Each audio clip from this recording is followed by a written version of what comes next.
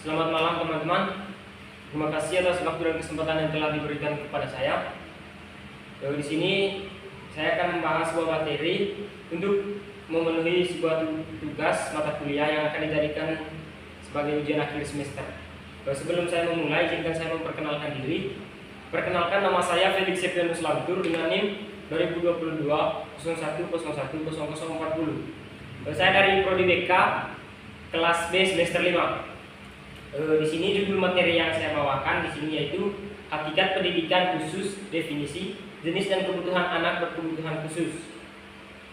Materi yang akan saya bahas ada 5 poin di sini. Yang pertama, pengertian bimbingan dan konseling. Yang kedua, prinsip layanan bimbingan dan konseling.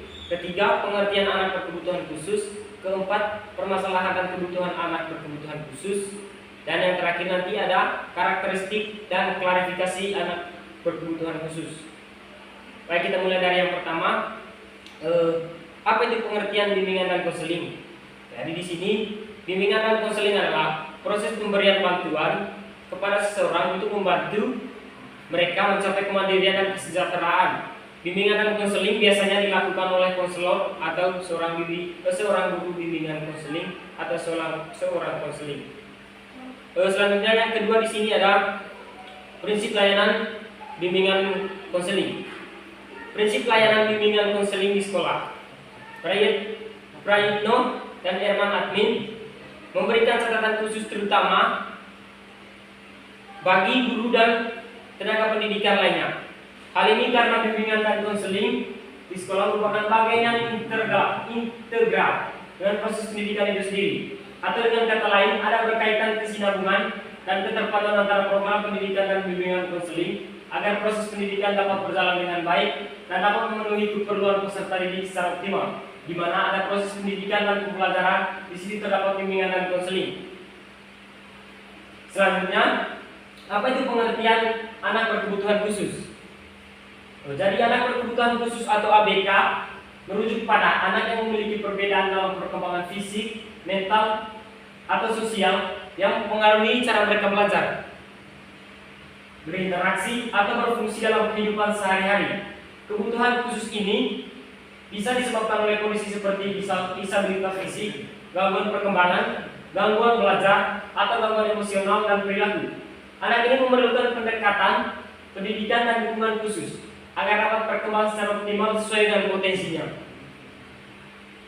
Baik, materi yang selanjutnya di mana ada permasalahan dan kebutuhan anak berkebutuhan khusus. Saya memulai dari permasalahan anak berkebutuhan khusus. Di sini ada 4 ya teman-teman. Jadi yang pertama itu adalah di mana mereka itu kesulitan dalam belajar. Yang kedua, hambatan berkomunikasi. Yang ketiga, kesulitan sosial dan emosional. Yang keempat, ada keterbatasan fisik. Dan yang kelima, ada estigma sosial. Nah, selanjutnya yang kedua di mana ada kebutuhan anak berkebutuhan khusus. Di sini ada 5 juga ya teman-teman. Yang pertama di sini ada pendekatan pendidikan yang terindividualisasi. Yang kedua ada dukungan psikologis dan emosional. Yang ketiga ada pendidikan inklusif. Yang keempat ada akses ke terapi dan intervensi khusus. Dan yang kelima di sini ada fasilitas dan infrastruktur yang mendukung. Jadi itu kebutuhan dari anak ABK dan permasalahan anak berkebutuhan khusus.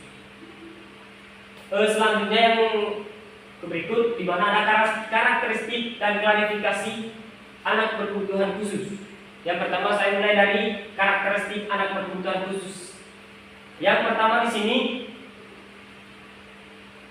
terintegrasikan secara mendasar dapat diartikan sebagai anak-anak yang mengalami gangguan pada fungsi penglihatan. Kita perlu mendefinisikan ketunanetraan berdasarkan fungsi atau kemampuan penglihatan yang tersisa. Yang kedua, tunagrafita. Tunagrafita merupakan istilah yang disematkan bagi anak-anak berkebutuhan khusus yang mengalami permasalahan seputaran inteligensi. Yang ketiga, ada tunaraksa dalam konteks pendidikan khusus di Indonesia. Tunaraksa dalam dapat diartikan sebagai gangguan motorik, pada konteks lain dapat ditemui penggunaan istilah lain dalam menyebut anak tunaraksa, misalnya anak dengan hambatan gerak. Yang keempat ada tunarungu. Tunarungu dapat diartikan sebagai gangguan pendengaran. di mana anak yang mengalami keturunan ruang adalah mengalami permasalahan yang pada hilangnya atau berkurangnya pendengaran.